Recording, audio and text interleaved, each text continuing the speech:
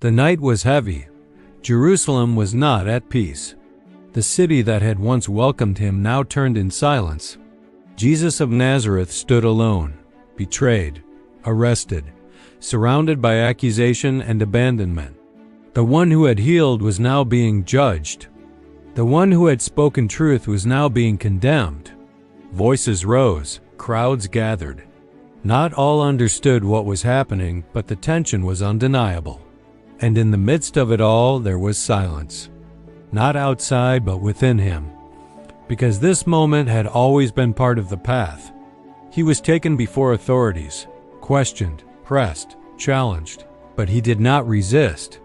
He did not defend himself as others would, because his mission was not to escape. It was to fulfill, and the decision was made. The sentence was death, crucifixion, a punishment reserved for the lowest, for the rejected, for those meant to be erased, and yet this was the path he walked. The soldiers stepped forward. The weight of the cross was placed upon him, wood, heavy, rough, unforgiving, and he began to walk. Through the streets, through the noise, through the stairs. Some watched in silence, some wept, some turned away. Because suffering is not easy to witness. Step by step, he moved forward. Weakness growing, pain increasing. But still he continued, not forced, but willing. Because this was not just suffering, it was purpose. And somewhere along that road, beneath the weight, beneath the pain, something deeper remained. Faith, obedience, love. Not the kind of love that is spoken easily, but the kind that endures. That gives, that sacrifices, even when it costs everything. The hill stood ahead, Golgotha, the place of the skull. And there the final moments were waiting. The hill stood still, Golgotha, a place of death, a place where silence carried weight, and on that hill, everything slowed. The air felt heavy, as if the world itself was holding its breath. The cross was laid down, rough wood worn by use, a symbol of punishment, of humiliation, of finality. And Jesus was placed upon it.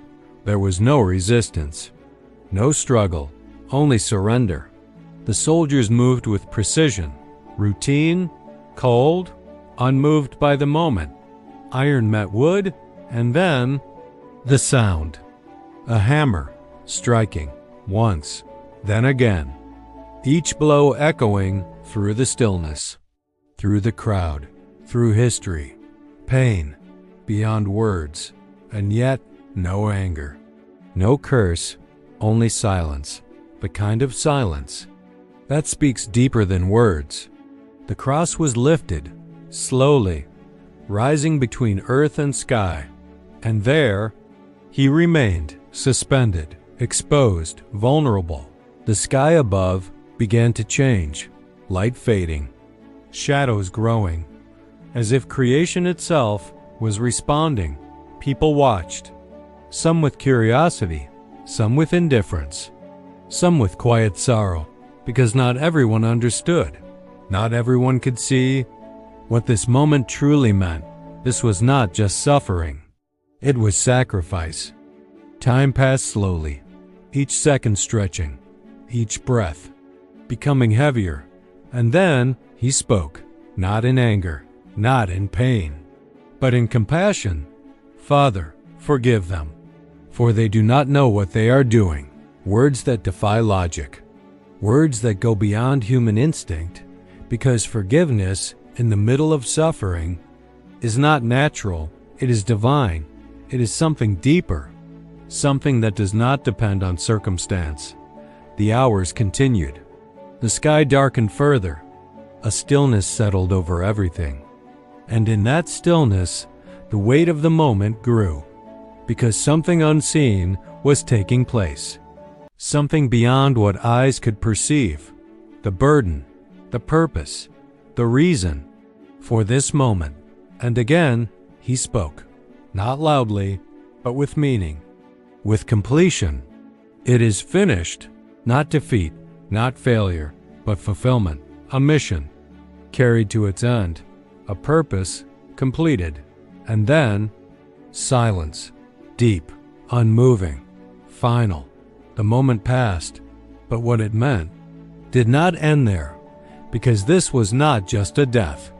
It was a turning point, a moment that would echo through generations, through time, through every life that would hear this story, because the cross is not only a symbol of suffering, it is a symbol of love. A love that gives without condition, a love that remains, even when rejected, a love that chooses sacrifice over self. And that is where the meaning lives, not only in what happened, but in what it represents. Because every person faces moments of pain, moments of injustice, moments where life feels heavy, unfair, difficult to understand. And in those moments, this story speaks, not with easy answers, but with truth, that even in suffering, there can be purpose, that even in darkness, there can be light, that even in pain, there can be love, because what happened on that cross was not the end. It was the beginning, a beginning that still reaches into the present, into every life, into every moment, where hope feels distant, and the message remains quiet but powerful. Love is stronger than pain. Faith is stronger than fear, and even in the darkest moment, God is still there.